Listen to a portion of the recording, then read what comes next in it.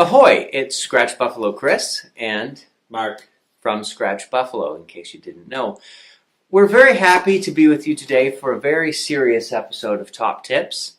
It's Top Tips delivering bad news. So let's put on our solemn faces and proceed.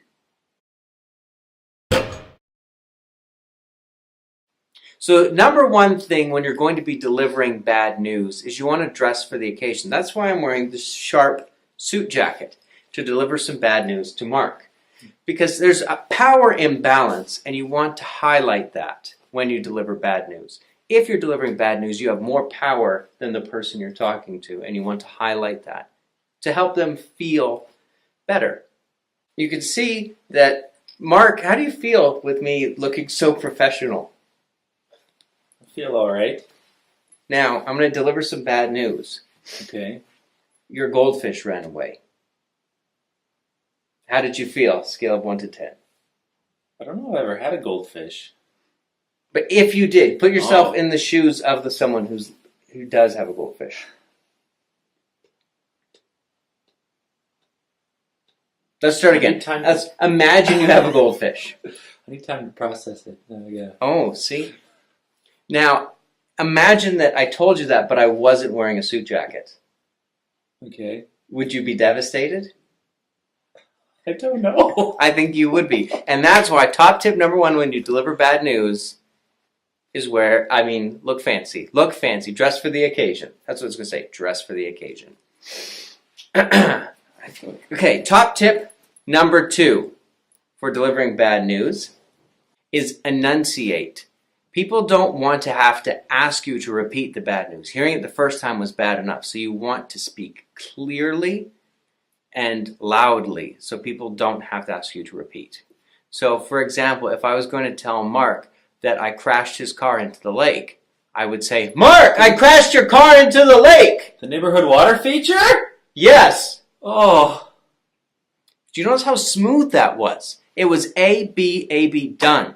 Now, had I whispered, had I mumbled, there would have been opportunities for misunderstandings, miscommunications, miscarriages of justice, and a whole lot of other things. I was on a roll. The Hyundai?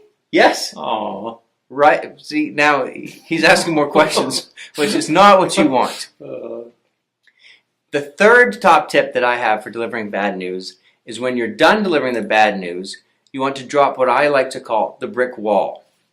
So, you deliver the news, you drop the brick wall, and you move on. That way there's no more questions, there's no more discussing it, because bad news is bad and there's no point discussing it. Here's an example of some bad news on Mark. Suit jacket, step 1 done. Mark!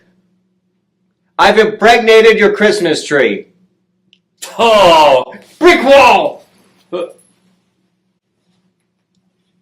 Now you see what I did there? You're supposed to say it? Yes. Oh. And do the hand thing. Shout it, hands. Okay. We're going to do a slow motion of me brick walling. And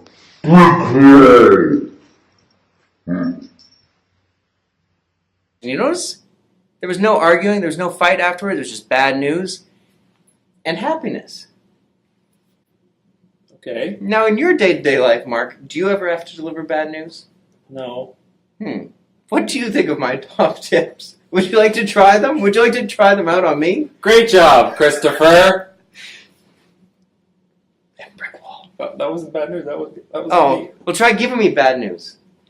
I want to see if you've learned if this is an applicable message. Okay. Do you want to wear the suit jacket?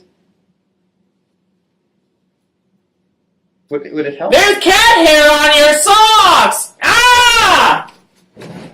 Wow, I feel respected and informed.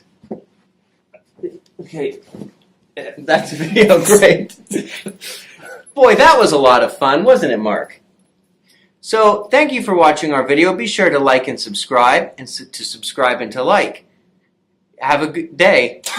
We'll get better at that.